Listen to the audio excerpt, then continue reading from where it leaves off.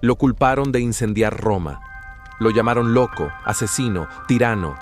Pero, ¿y si todo fue una mentira? ¿Y si Nerón no fue un monstruo, sino el chivo expiatorio perfecto para encubrir los pecados del imperio? Nerón no nació monstruo, lo convirtieron. Nerón nació el 15 de diciembre del año 37 después de Cristo, bajo el nombre de Lucio Domicio Aenobarbo. Su padre fue un senador corrupto. Su madre, Agripina la Menor, una mujer ambiciosa y despiadada, decidida a llevar a su hijo al trono a cualquier precio. Cuando el emperador Claudio se cruzó en su camino, Agripina hizo lo impensable. Lo sedujo, se casó con él y luego lo envenenó. Todo para que su hijo adoptivo, Nerón, se convirtiera en emperador con tan solo 17 años. A esa edad no era un tirano, era un joven sensible, amante del arte, de la poesía, del teatro, pero estaba rodeado de sombras. Su madre controlaba cada uno de sus movimientos, su tutor Séneca manipulaba sus discursos, y el Senado lo observaba con desconfianza. ¿Realmente tenía el control o solo era una marioneta? La madre, el poder y el primer asesinato. Al principio, Roma amó a Nerón, redujo impuestos, prohibió las ejecuciones secretas, apoyó las artes y los juegos públicos. Pero Agripina no quería un hijo emperador, quería un títere sumiso. Cuando Nerón empezó a tomar decisiones propias, especialmente en temas amorosos, su madre intentó controlarlo de nuevo. Incluso, se rumorea que intentó acostarse con él para mantener su influencia. Nerón, asqueado y acorralado, ordenó su asesinato. Primero intentó hundirla con un barco sabotaje. Falló. Luego la hizo apuñalar en su villa. Agripina murió diciendo: «Golpeadme en el vientre, ahí donde cargué a un monstruo». Fue el primer gran crimen de su reinado. Pero, ¿fue un acto de locura?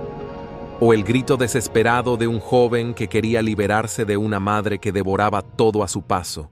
El gran incendio, ¿culpa de Nerón o conspiración imperial? Año 64 después de Cristo. Roma arde. Durante 9 días, las llamas consumen templos, barrios y mercados. De los 14 distritos de la ciudad, 10 quedan reducidos a escombros. El imperio tiembla. La gente llora en las calles. Los rumores se propagan como el fuego mismo. Y en medio del caos, todos buscan un culpable. La historia apuntó a uno solo: Nerón. Se dijo que había ordenado el incendio para construir su palacio dorado, que mientras la ciudad ardía, tocaba la lira vestido como un héroe de tragedia griega. Pero los hechos no encajan del todo. Nerón no estaba en Roma cuando el fuego comenzó. Se encontraba en Anzio. Volvió de inmediato y organizó refugios, repartos de comida y brigadas contra el fuego. Tras el desastre, impulsó una reconstrucción con normas de seguridad avanzadas, calles anchas y materiales resistentes al fuego.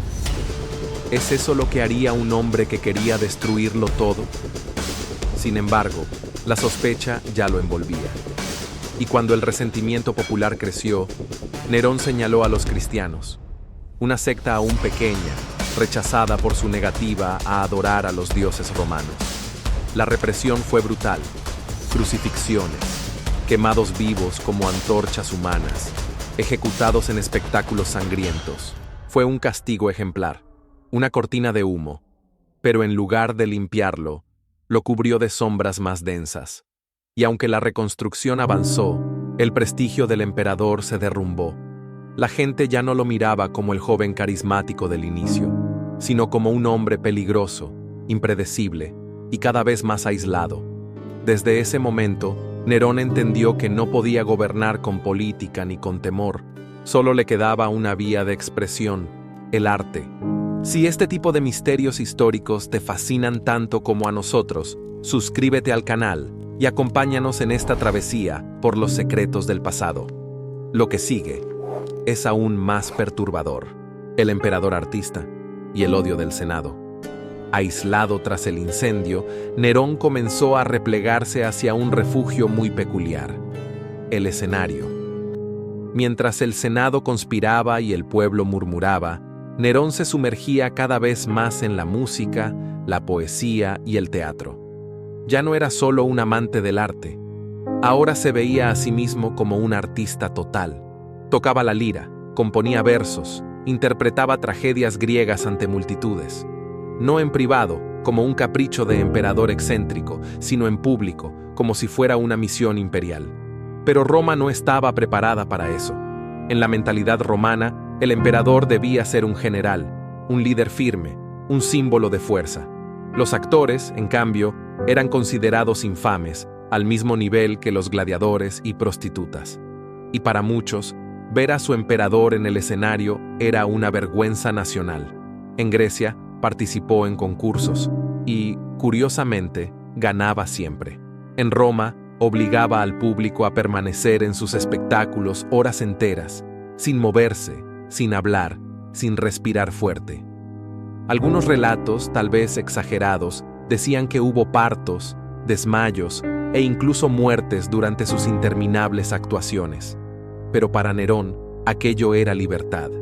En el arte encontraba algo que ya no tenía en el poder: control total, reconocimiento y la ilusión de ser amado sin condición.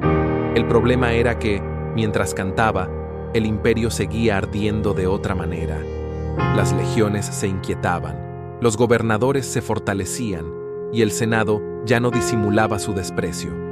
En palacio, sus aliados caían uno por uno. Burro, el comandante de la guardia, murió. Séneca, su antiguo maestro, se retiró, y lo que quedaba a su alrededor eran aduladores y espías. Así, Nerón, el emperador niño, el hijo de una madre manipuladora, el artista incomprendido, empezó a interpretar su papel final. Una tragedia que, esta vez, no tendría aplausos. El círculo se cierra, conspiraciones y caída. Mientras Nerón tocaba la lira en teatros abarrotados, el imperio comenzaba a entonar otra melodía, mucho más oscura. En el año 65 después de Cristo, estalló la conspiración de Pisón, una de las más graves amenazas internas de su reinado. Un grupo de senadores, oficiales, caballeros e incluso miembros de su propia guardia planeaban asesinarlo y colocar a otro en el trono. No era solo una traición. Era una señal clara de que Roma ya no lo temía. Nerón reaccionó con furia. El castigo fue despiadado. Ejecutaron a decenas, exiliaron a otros, y muchos más fueron forzados al suicidio. Entre ellos estaba su antiguo maestro y figura paterna, Séneca. Murió en silencio, abriéndose las venas con la calma de un estoico. Pero la purga no trajo estabilidad, solo más miedo, más aislamiento, y un enemigo aún más peligroso: el tiempo. Las provincias empezaron a deslizarse fuera de su control. Primero fue Galia, luego Hispania, hasta que el gobernador de esta última, Servio Sulpicio Galba, se rebeló abiertamente y fue proclamado emperador por sus legiones. Galba no era carismático, pero tenía algo que Nerón había perdido por completo: el respaldo militar.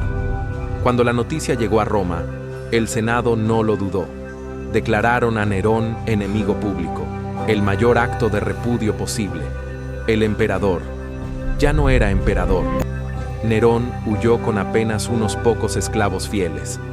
Cambiaba de escondite en la noche, disfrazado, temblando ante cada sonido. Ya no quedaban aliados, ni soldados, ni poder. En su última noche, se ocultó en una villa humilde a las afueras de Roma. Al escuchar que los soldados venían por él, entró en pánico. Buscó ayuda para morir con dignidad, pero ni el valor le quedaba. Fue su secretario, Epafrodito, quien finalmente lo ayudó a clavarse una daga en la garganta. Sus últimas palabras fueron tan trágicas como sinceras: «¿Qué artista muere conmigo?» Y con ese suspiro, no solo moría un hombre, moría una era. ¿Y si todo fue una farsa histórica? Tras su muerte, Roma respiró aliviada, pero empezó algo más siniestro: la construcción del mito del monstruo. Los senadores escribieron sobre su locura. Los historiadores imperiales ampliaron los rumores. Se exageraron sus crímenes. Se borraron sus obras. Y así nació el Nerón que hoy conocemos, el incendiario, el asesino de su madre, el emperador loco. Pero los hechos, cuando se miran de cerca, no son tan claros. ¿Y si todo fue una operación de propaganda para destruir su imagen? Nerón no fue el único emperador cruel, pero fue el único artista, y quizá por eso fue el más peligroso para el poder establecido. ¿Fue Nerón un monstruo o una víctima del relato escrito por sus enemigos? ¿Qué crees tú? Déjalo en los comentarios. Tu opinión es parte de esta historia. Quizá Nerón no incendió Roma. Quizá Roma ya ardía desde dentro. Corrupción, traiciones, ambición, poder. Y él, un joven sensible, un artista en un mundo de espadas, fue arrojado al fuego como sacrificio. Porque a veces los imperios no necesitan monstruos reales, necesitan inventarlos. Y Nerón no fue el único. La historia está llena de nombres sepultados por el odio, la propaganda o el miedo a la verdad. ¿A cuántos más hemos condenado sin conocer su historia completa? Si quieres descubrirlos, suscríbete, porque en este canal no solo contamos el pasado, desenterramos lo que quisieron ocultar.